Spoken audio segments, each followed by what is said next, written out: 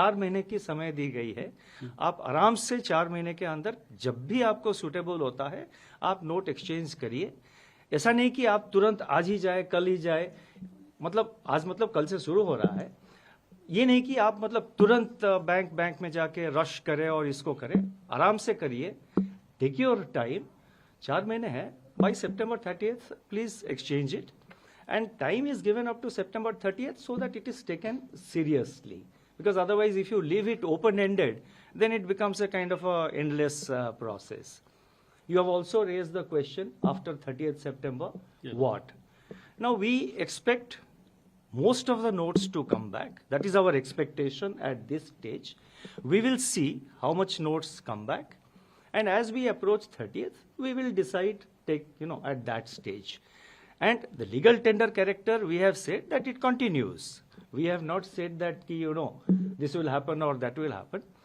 Through you, let me assure all of you, let me assure every viewer, let me assure also the readers of the print media, and also let me assure, so many people, Indians who are living abroad, or who have gone on a foreign trip for a long foreign trip. There are elderly people who visit their children in the United States or other countries for 6 months and all.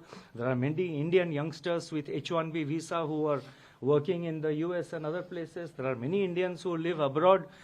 Through you, let me assure the people who are abroad, the people who are now in the foreign countries, and let me assure people who are within India, कि जो भी कठिनाइयां आप face करते हैं, we will be sensitive to that.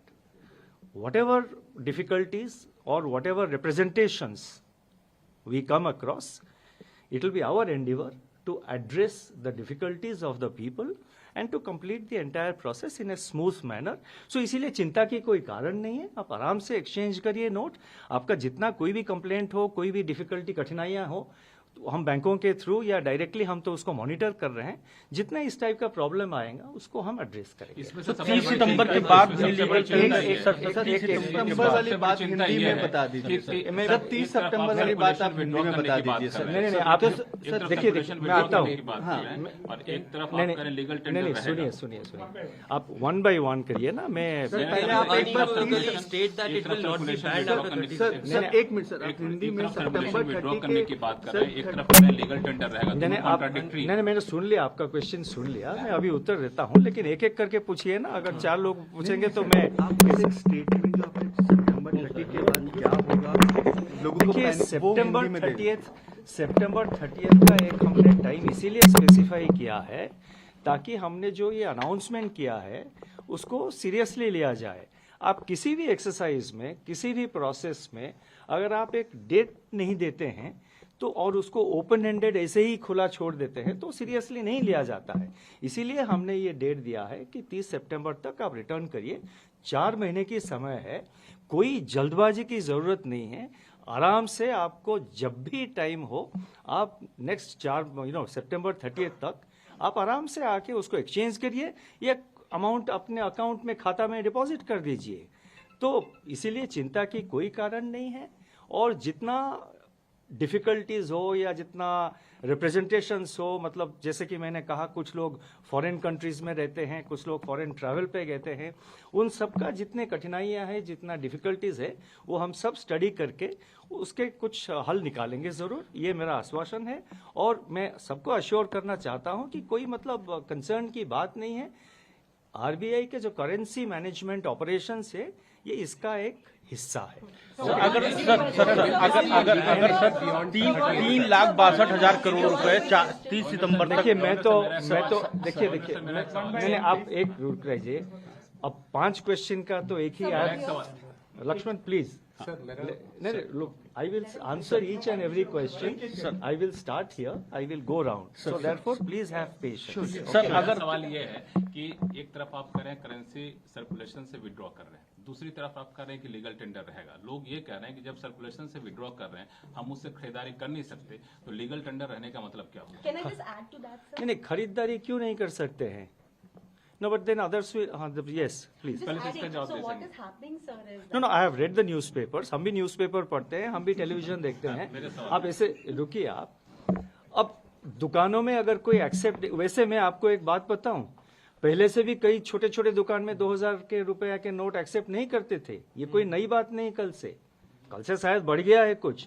पहले भी मैंने खुद एक्सपीरियंस किया है, मेरे जानकारी के जितने लोग हैं उनका भी यही एक्सपीरियंस है। वो जब 2000 रुपए की नोट लेके जाते हैं कोई फ्रूट शॉप, कोई ठेले वाले के पास, कोई छोटे दुकान, वो कहता है कि सर मेरे पास चेंज नहीं है, आप ऐसा करिए, आप वो इसमें QR कोड में वो डिजिटली पेमेंट कर दीजिए ना, यहाँ पे लगी हुई है QR कोड, आप मोबाइल निकालिए पेमेंट कर दीजिए। तो ये जो है एक रिलक्टेंस था 2000 रुपया नोट को मतलब एक्सेप्ट करने के लिए दुकानों में, ये पहले से था, कोई नई बात नहीं। कल के बाद शायद बढ़ गया है, मैंने पेपर भी देखा कुछ रिपोर्ट्स, लेकिन मैं तो नोटिफिकेशन में हमने कहा है it continues as legal tender, हमने तो कहीं पे नहीं कहा, उसके आगे तो और कुछ नहीं कहा। और मैंने ये कहा कि हमारा एक्सपेक्टेशन ये है कि 30 सितंबर के अंदर जो है मैक्सिमम क्वांटिटी ऑफ नोट्स वापस आ जाएंगे। हम देखेंगे उस वक्त, we will see and we will take it, we will decide. No, one question per person. Sir, my question is that post 30th September, will this continue to be a legal tender? If yes, then till when? वही question आप पूछ रहे हैं, it's the same question. We have said that it continues as legal tender. We will wait how much notes are coming. I cannot give a speculative answer कि 30th सितंबर के बाद क्या होगा। हमने तो ऐसा नहीं कहा कि भाई लीगल टेंडर जो है वो सिर्फ 30th सितंबर तक है, ऐसा तो नहीं कहा है। Yes, one question. One criticism that is coming is, sir, that if you return the notes and if there is no identification attached to it, the whole purpose of knowing how much of it was black money, from where it is coming, that won't be. नहीं, देखिए, हमने ये कहा है बैंकों में currency notes exchange करना हो या अकाउंट में डिपॉजिट करना हो, कैश टू कैश आप एक्सचेंज कर रहे हैं या कोई भी कैश ट्रांजैक्शन अगर बैंक में करेंगे, उसका एक सेट प्रोसीजर है, एक सेट रिक्वायरमेंट्स, सेट गाइडलाइंस है। हमने ये कहा है जो एग्जिस्टिंग मैकेनिज्म है आपका, जो एग्जिस्टिंग प्रोसीजर है, आप उसको फॉलो करिए। हमने कोई एडिशनल प्रोसीजर नहीं लगाया है।